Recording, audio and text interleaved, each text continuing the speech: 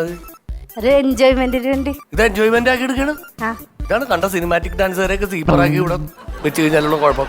Mary ഞാൻ പല പ്രാവശ്യം വാൺ ചെയ്തിട്ടുണ്ട്. നിങ്ങൾ വർക്കിൽ സിൻസിയർ അല്ല. ഇനി എന്തെങ്കിലും ഒരു കാര്യം കണ്ടു കഴിഞ്ഞാലേ അപ്പൊ ഞാൻ ഇവിടുത്തെ പുറത്താക്കും. ഉള്ള കാര്യം ഞാൻ പറഞ്ഞേക്കാം. സാർ അങ്ങനെയൊന്നും പറയില്ല. ഞാൻ എല്ലാം കണ്ട നല്ല വൃത്തിയായിട്ട് വിരിച്ചിട്ടുണ്ട് സാർ. എല്ലാം റെഡിയാക്കി വെച്ചിട്ടുണ്ട്. എല്ലാം ഞാൻ കാണുന്നുണ്ട്, എല്ലാം ഞാൻ മനസ്സിലാക്കുന്നുണ്ട്. ഇത് ഇന്നിപ്പോ ഈ റൂമിലേക്ക് വരാൻ പോണ ആരാണെന്ന് അറിയാമോ? ബോംബെയിലെ കോടീശ്വരനായ ശങ്കർ ദാസ് സാറാണ്.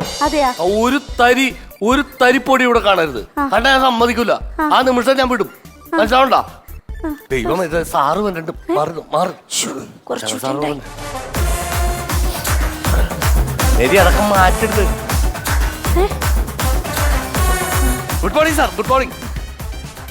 നമസ്കാരം സാർ. എന്തുവാ മേരി ഇത്? Sorry sir. ഇങ്ങനെയാണോ ഒരു ഗസ്റ്റിനെ ഇൻവൈറ്റ് ചെയ്യണത്? എത്ര വട്ടം ഞാൻ പറഞ്ഞിട്ടുണ്ട്. Sorry sir. മേരി ഇനി ജോലിക്ക് വരണ്ട. ഞാൻ മനഃപൂർവ്വമല്ല സാർ. മനഃപൂർവ്വം ഞാനിപ്പോ പറഞ്ഞത് തീർത്തല്ലേ ഉള്ളൂ.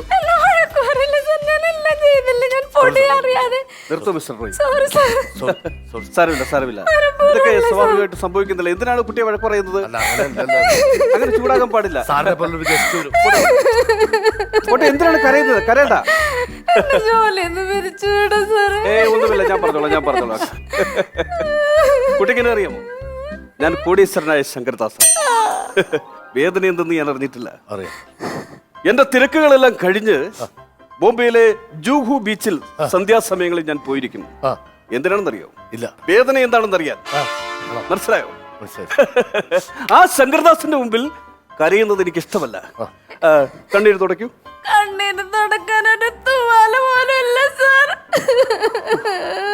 എന്ത് കഷ്ടമാണ്. കണ്ണീര് തുടയ്ക്കാൻ തൂവാല പോലും ഇല്ലാത്ത കുട്ടിയാണ് താങ്കൾ വഴക്ക് പറഞ്ഞത്. വിഷമിക്കണ്ട. കോടീശ്വരനായ ശങ്കർദാസ് ഇവിടെ നിൽക്കല്ലേ. പോയി തൂവാല വാങ്ങിച്ചോളൂ. ഒരു ടവല് വാങ്ങാനായിട്ട് 50 രൂപയുള്ളൂ. ഇത് 2000 രൂപയുണ്ട്. സാരമില്ല, ബാക്കി ബെഡ്ഷീറ്റും തലയണയും ഒക്കെ വാങ്ങിച്ചോളൂ. എന്താണ് ആവശ്യമുള്ളത്? ഓക്കെ. ഒരുപാട് ബുദ്ധിമുട്ടുകൾ കഷ്ടപ്പാട് അനുഭവിച്ചവനാണ് ഈ ശങ്കർദാസ്. എന്ത് വേദനിക്കുന്ന കോടീശ്വരനാണ്. സാർ ജ്യൂസ് റെഡിയാണ്. എന്തെങ്കിലും ആയിക്കോട്ടെ. പിന്നെ എന്തൊക്കെയുണ്ട് വിശേഷങ്ങൾ? നല്ല വിശേഷങ്ങളാണ്. ജ്യൂസ് കൊണ്ടുവരും. ഇങ്ങനെയാണോ ജ്യൂസ് സർവീസ്? നീക്ക് എന്തിനാണ് നടക്കുന്നത്? ഇനി ഞാൻ ആവർത്തിക്കില്ല സാർ. എന്താ ആവർത്തിക്കില്ലെന്ന്? സോറി സാർ, ഒന്നും വിചാരിക്കില്ല. പോട്ടെ മിസ്റ്റർ റോയി, പോട്ടെ. സാരമില്ല. ശങ്കർദാസ് ഇതൊക്കെ ഒരുപാട് കണ്ടതല്ലേ. എന്തിനാണ് ഇതിനെ വഴക്ക് പറയുന്നത്? അല്ല സാർ, അവൻ ചെയ്തത് മോശമല്ലേ സാർ? അയ്യോ, ദേ അതിന്ന് വിറയ്ക്കുന്നു. റിലാക്സ്. ഒന്നും പേടിക്കാനില്ല.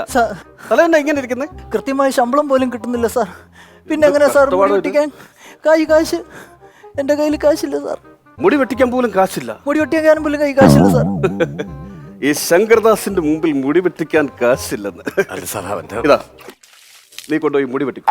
അത് ഒരുപാട് തുകയുണ്ട്. മുടി വെട്ടിക്കാൻ 100 രൂപ വേണ്ടി വരുള്ളൂ. മതി. ബാക്കി കാശിന് അവൻ ദേഹം മൊത്തം ഒന്ന് ബ്ലീച്ച് ചെയ്ത് ഒന്ന് ഫേഷ്യൽ ചെയ്തിട്ട്. ഒരു മിനിറ്റ്. ഹലോ ചൗധരി അല്ല, ചൗധരി എന്റെ ഫ്രണ്ടാണ്, മാനേജർ. എന്താ പ്രശ്നം?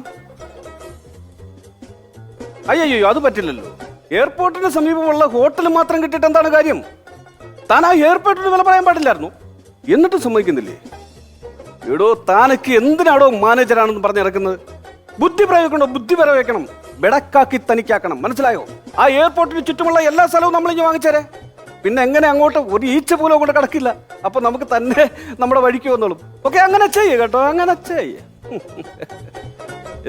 Okay sir. എന്തും